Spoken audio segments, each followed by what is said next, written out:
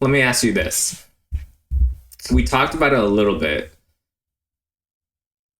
Is the Dodgers destroying baseball? Are they ruining baseball? Uh, they can pay for what they want. It's annoying, super annoying. But at the end of the day, the player still has to go there. What I told you, I give the Dodgers props is their farm system, their scouting is really good. I don't care about the stars. The stars or whatever. Yeah, your pitching stats, that's annoying.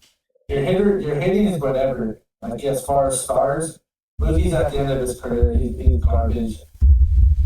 But it's the Edmonds and the Teoscars and the Kikis, those guys is what's annoying. You guys turn those guys into like key role players. And then 1 through 9, you guys are just loaded. So that's the thing that other fan bases, again, I get it. They hate us. Although I don't understand SF fans talking that much crap when they also offer the same amount of money or not even more to these star players. You know, star players are going to do what they're supposed to do, right? If it's anyone from the age gap of 21 and over, I'm asking them, were they mad at the Yankees when the Yankees were doing it? Because I think the Yankees were more loaded than the Dodgers. And that's when Steinbrenner was still alive and he was dropping whatever he had to get players. He had A-Rod, Derek Jeter. Come on. All those guys.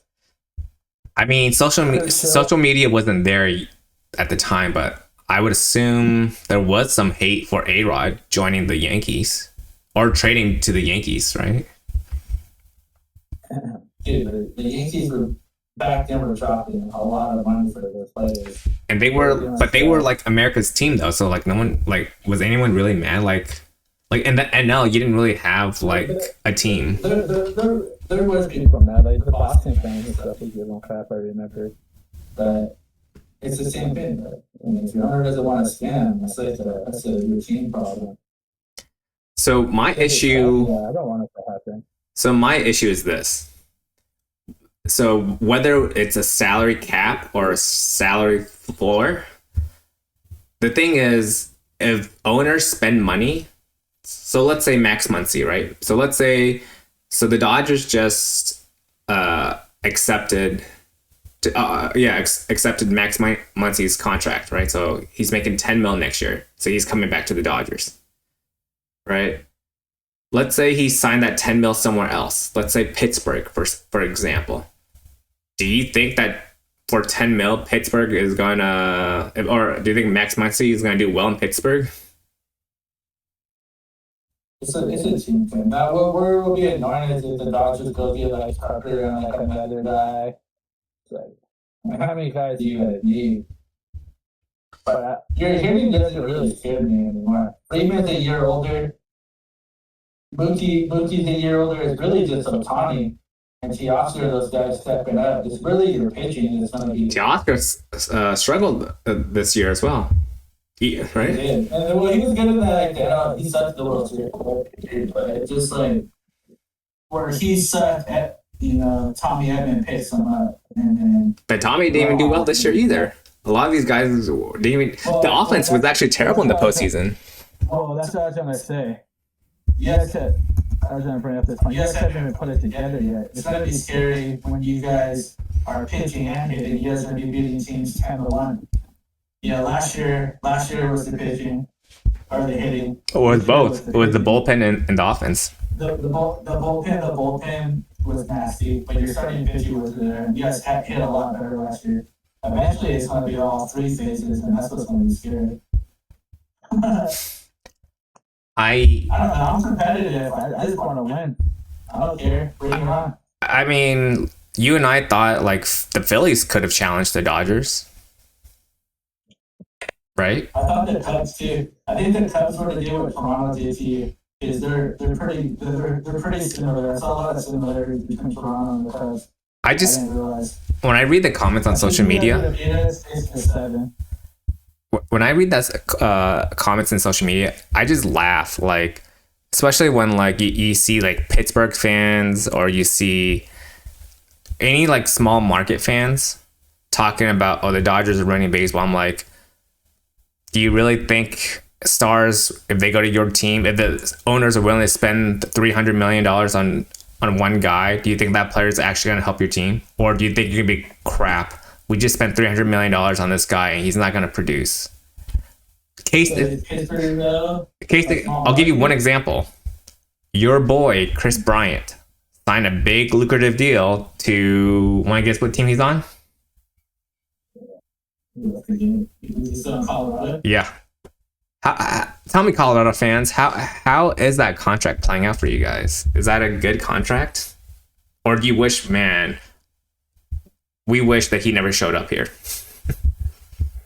But You're right. The owner spent the money to go sign Chris Bryant on a good contract, right? That big long term contract.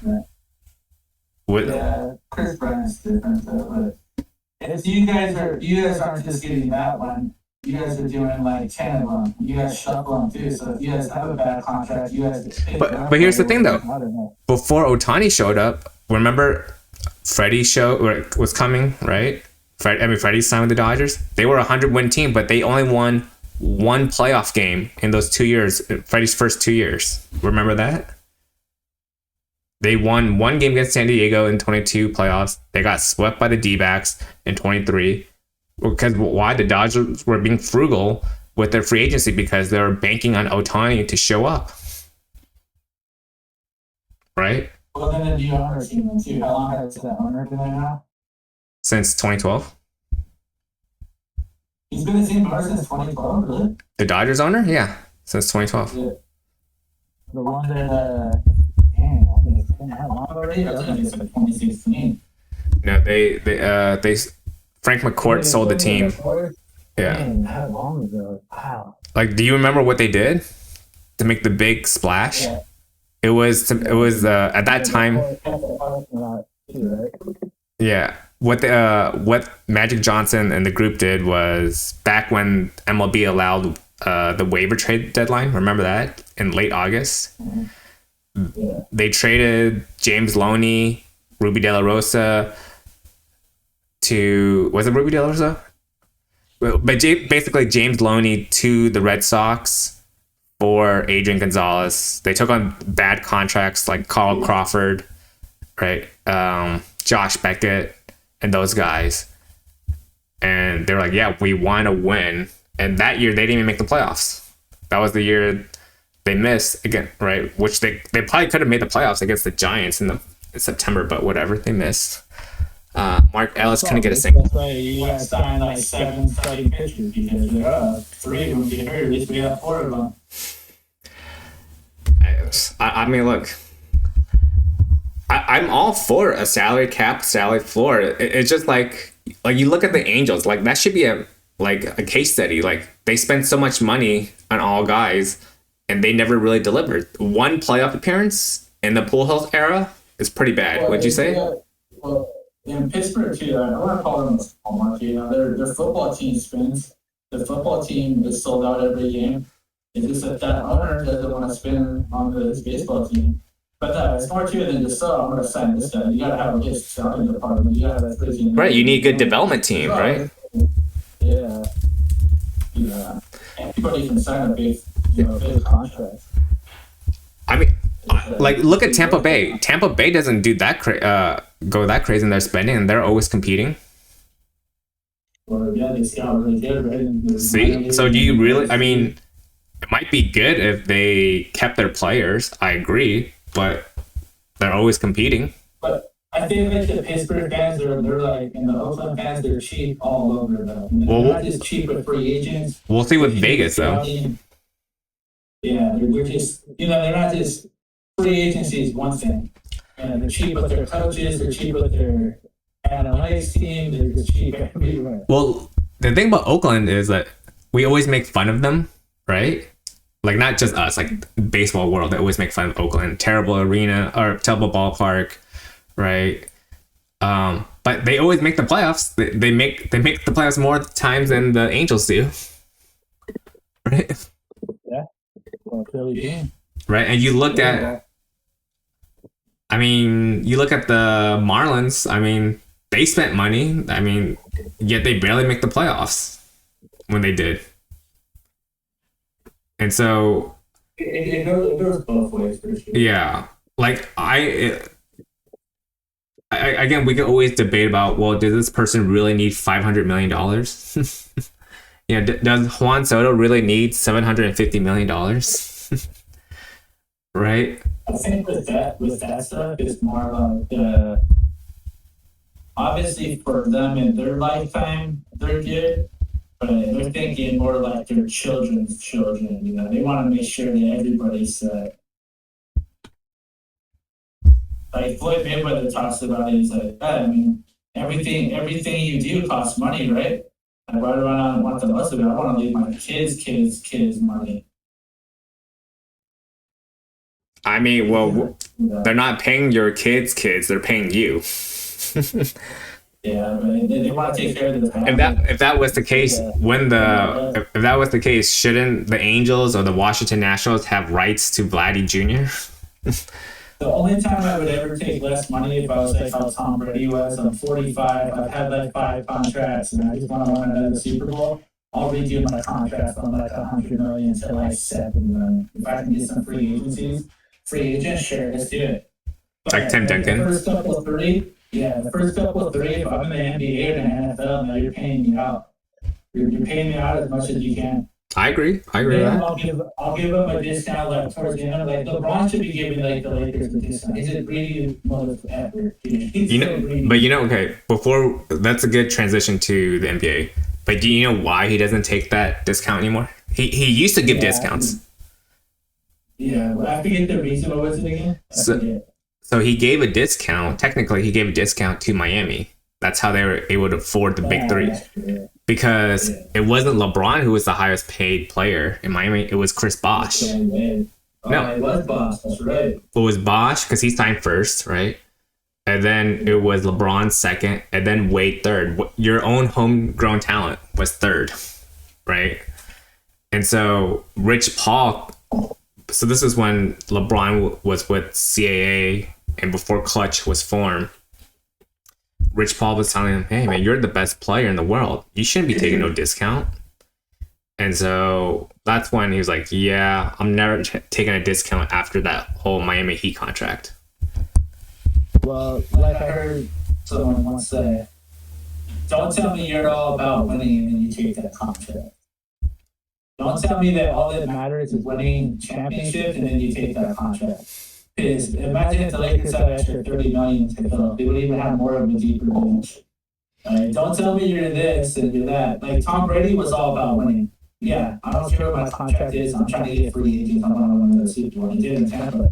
That's how they were able to afford the players that they did. Let me ask you this. Okay, before we go to the NBA, did you remember when Jordan got paid in the NBA, right, with the Bulls? He was the highest paid. He was the 30 mil guy, and the second highest paid player was like at what, 3 mil or something like that.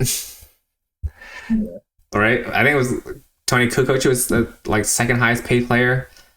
Do you like that format where like, yeah, Michael Jordan is the face of the NBA, the face of the Bulls. We want to pay him as much as possible. Everyone else, you're gonna pay similar money to everyone else in the NBA. You're not making Michael Jordan money. I mean, if he's winning you championships, yeah, maybe not Jordan at the end of his career, like when he was in the Wizards, he shouldn't be getting that much. Here, let me look at the Bulls payroll in '98. Because it was actually, I remember watching, I think it was during the pandemic when the Last Dance showed up, and it was the episode of like Scottie Pippen taking that long-term contract.